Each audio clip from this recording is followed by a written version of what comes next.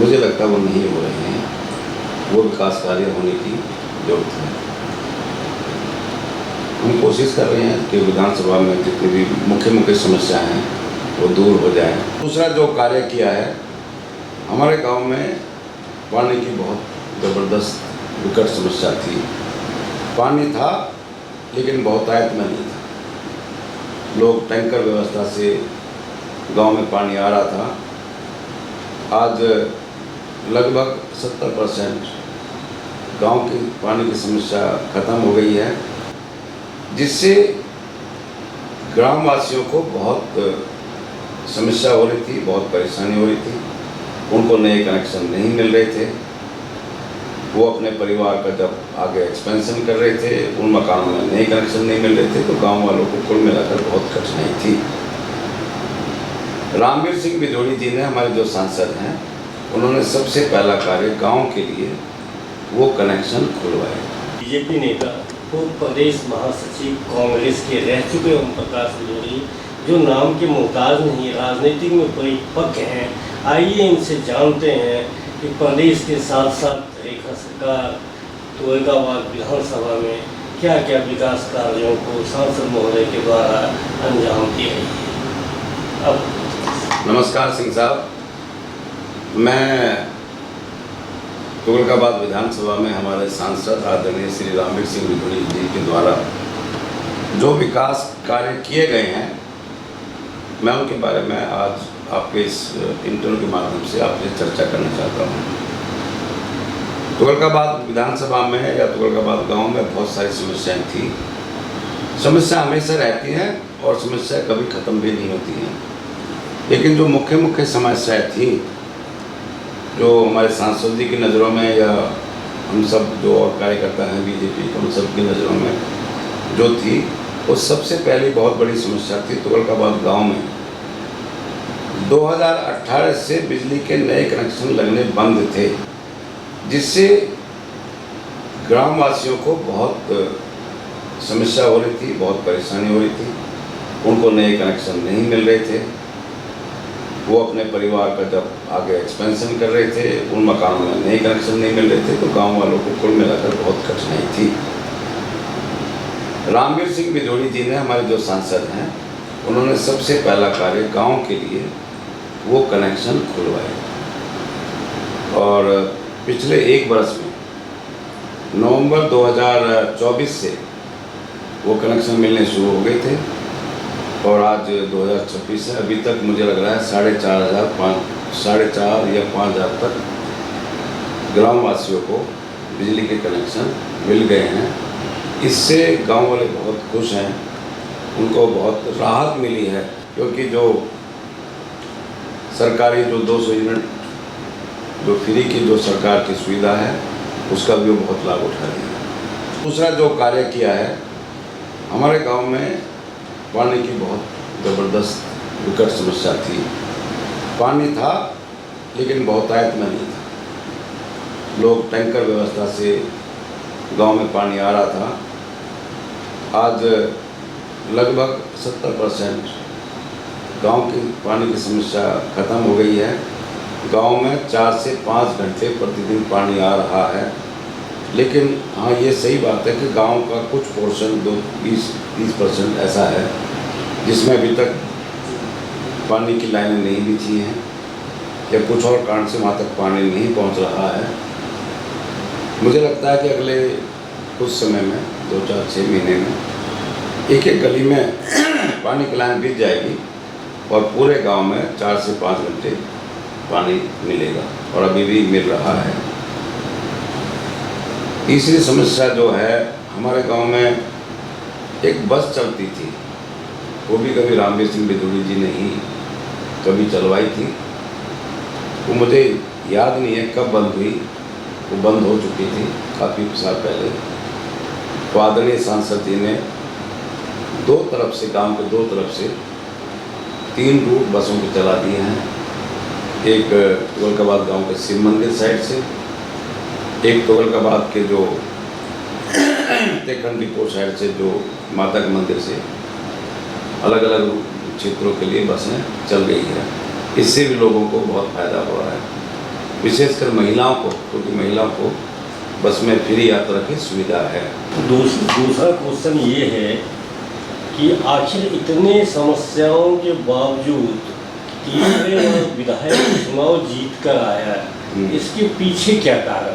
उसके कई कारण हैं और उन कारणों पर मैं अभी यहाँ पर चर्चा करना नहीं चाह रहा, लेकिन गांव में जो विकास कार्य होने चाहिए थे, गांव में क्या पूरी विधानसभा में, मुझे लगता है वो नहीं हो रहे हैं। वो विकास कार्य होने की जरूरत है।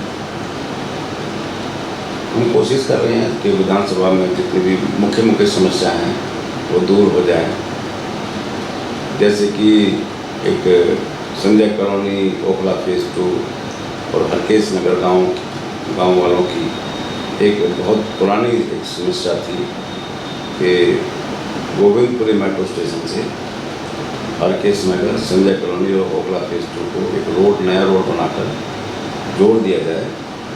वो सांसद जी ने मंजूर करवा दिया है और बहुत जल्द उस पर कार्य शुरू हो जाएगा। तीसरा क्वेश्चन ये है कि बेबाकी से अपनी आपने सारी बातें कही, लेकिन विधायक तीसरे बार जीतने पे आपने थोड़ा सा दबी जुबान में कुछ ऐसा कहा, क्या यहाँ राजनीति को भी एक रिश्ते में आपने तब्दील कर दिया? राजनीति को रिश्ते में नहीं है, ऐसा नहीं है। राजनीति को रिश्ते में तब्दील नहीं कर दिया। पॉलिटिक्स में, राजनीति में जीत के कई कारण होते हैं और हार के भी कई कारण होते हैं। यदि आप राजनीति का इतिहास उठाएं, एक बहुत अच्छा कार्य करने वाला विकास पुरुष, कुछ परिस्थिति ऐसी बन जाती है वो हार जाता है, और कई बार एक एमएलए ने या विधायक ने, एमपी ने कोई काम नहीं किया, वो तब भी जीत जाता है। तो हार और जीत का कोई विकास कार्य एक मूल कारण है, वो नहीं होता। मैंने देखा है कि 93 से लेके और अभी तक बदरपुर विधानसभा के लिए आदरणीय रामवीर सिंह बिलोड़ी जी ने विधायक के रूप में जितना काम किया पूरी दिल्ली में कोई नहीं कर सकता, लेकिन वो भी 2-3 बार हारे। अब उस हार का कारण मैं विकास कार्य मानूं, विकास कार्य ना होना मानूं, मैं तो नहीं समझता। तो हार और जीत के भी अपने अपने अलग अलग कारण होते हैं, उसमें कोई कई कारण होते हैं। ये आपसे मैं कहना चाहता हूँ। आप एजुकेटेड पर्सन होते हुए जो समाज सेवा में कीमती टाइम देते हैं, एक वरिष्ठ अधिवक्ता जाना माना आपका नाम है, ये समाज सेवा करने के पीछे आपका क्या राज है, क्या तथ्य है? आखिर क्यों इतने समय को आप राजनीति में व्यतीत करते हैं? चुनाव लड़ना चाहते हैं या दुख दर्द में सहभागी बनकर आम लोगों का साथ निभाना चाहते हैं? देखिए, समाज सेवा कोई राज नहीं है। समाज सेवा सबको करनी चाहिए, मैं भी कर रहा हूँ, सबको करनी चाहिए। अब आप मेरे से पूछ रहे इसमें क्या रहस्य है? इसमें कोई रहस्य की बात नहीं है। राजनीति में आके भी समाज सेवा ही होती है।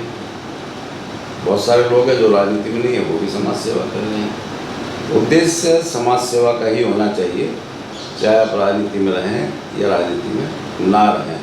टिकट के दौर में आपका नाम सबसे ऊपर रहता है, कोई ना कोई कारण होता होगा पार्टी का, उस पर तो मैं नहीं जानना चाहता, लेकिन प्रत्याशी के नाम पे आप जाने जाते हैं।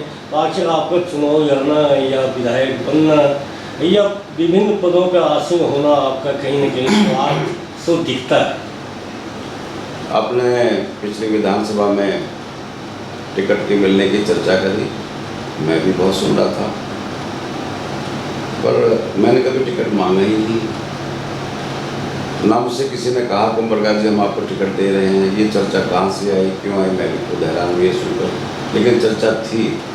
अब ये क्यों चली, कैसे चली, लेकिन वास्तविकता तो यह है कि ना मैंने टिकट मांगा, आगे भी मेरी कोई इच्छा नहीं है।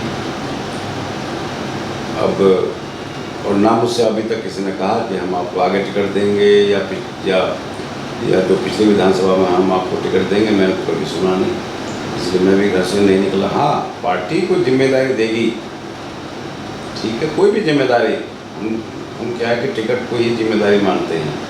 कोई भी पार्टी जिम्मेदारी देगी, कोई भी कार्य करेगी, उसको भी ईमानदारी से करेंगे। इन बातों पे आप प्रकाश डाल रहे हैं कि हर विधानसभा में क्षेत्रवासी अनपढ़ हो या पढ़ा लिखा, उनको एक ऐसा उम्मीद रहता है कि मेरा जनप्रतिनिधि, चाहे वो जो कोई किसी पद पे बैठे हों, एजुकेटेड होना चाहिए। इन बातों पे आप क्या सहमति प्रदान करते हैं या नहीं?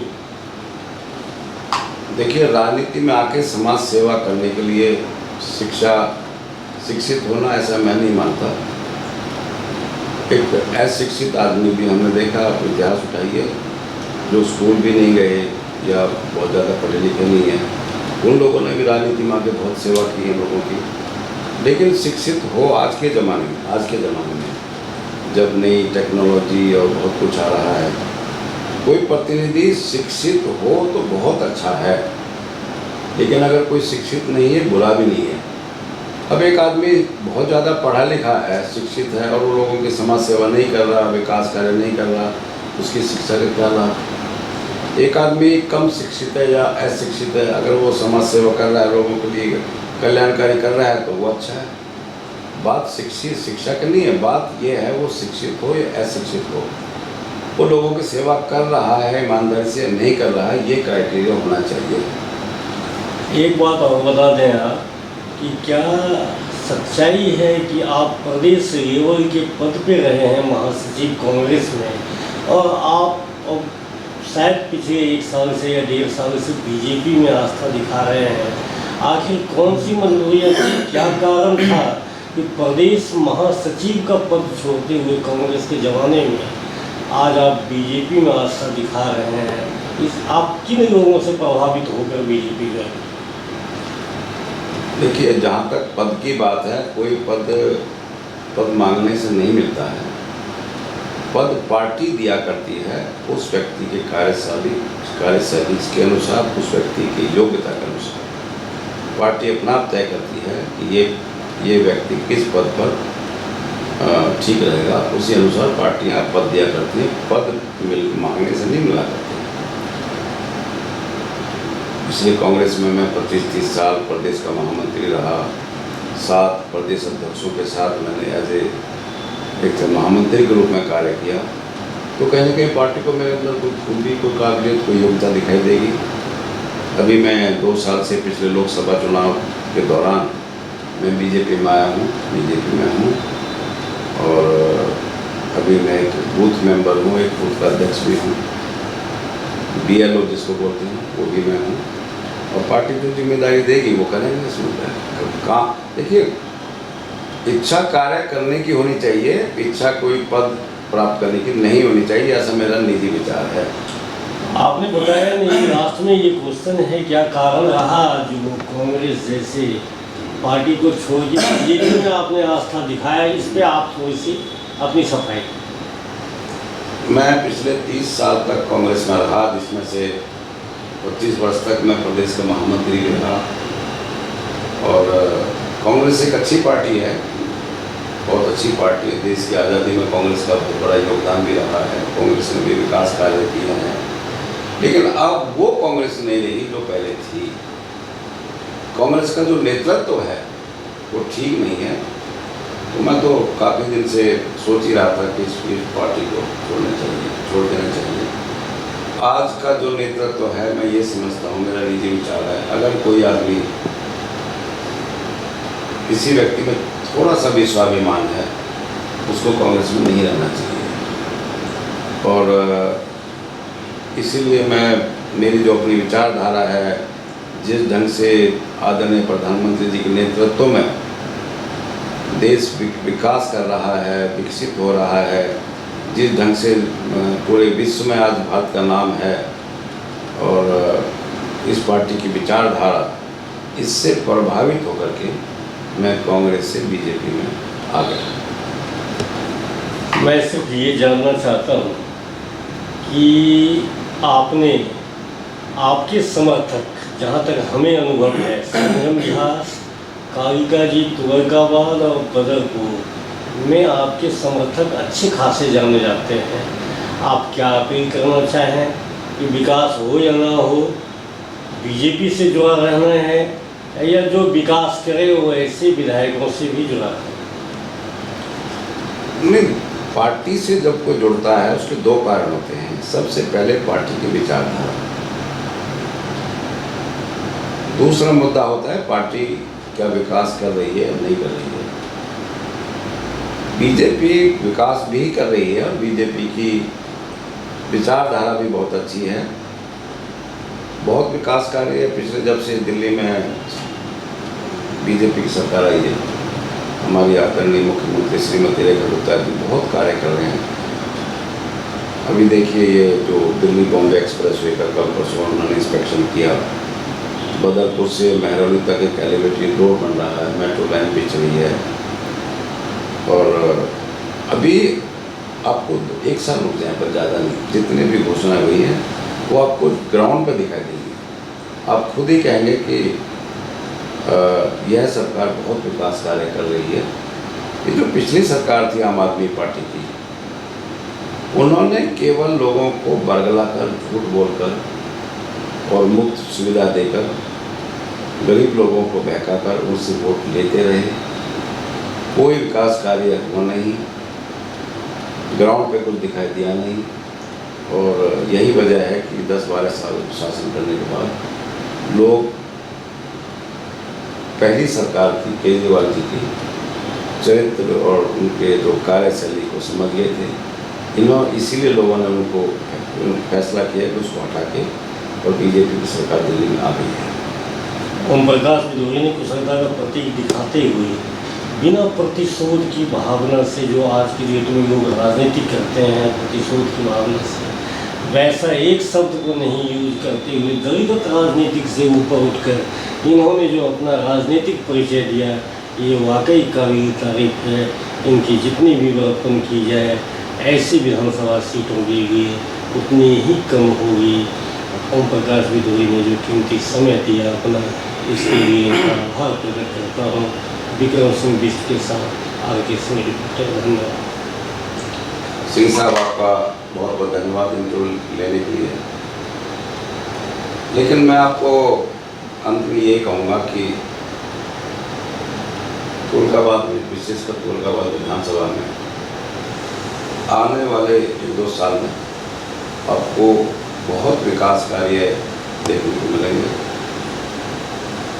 विशेषकर तुलकाबाद गांव में हमारी सांसद जी से विकास के बारे में निरंतर हमारी और मेरे साथी और जो कार्यकर्ता हैं, इनके हरकेश नगर है, तेखंड है, लाल कुआं है, पहला पुल है, विश्वकर्मा जितनी झुग्गी झोपड़ी हैं, उनके विकास के लिए निरंतर सांसद जी से मेरी और मेरे साथी जो हमारी बीजेपी के पदाधिकारी हैं, कार्यकर्ता हैं, उनकी निरंतर चर्चा होती रहती है। और आने वाले समय में आपको सकारात्मक परिणाम मिलेंगे, ऐसा मेरा विश्वास है। बहुत सारे विकास कार्य अभी पाइपलाइन में, उनमें विचार चल रहा है, आपको देखने को मिलेंगे, ऐसा मेरा विश्वास है। और जो विकास कार्य होने जा रहे हैं वो मुझे लगता नहीं कि आने वाले समय में कभी कोई कर पाएगा, ऐसा मैं सोचता हूँ। बहुत बहुत धन्यवाद सिंह साहब, धन्यवाद। आपने कीमती समय दिया, इसके लिए आभार प्रकट करता हूँ।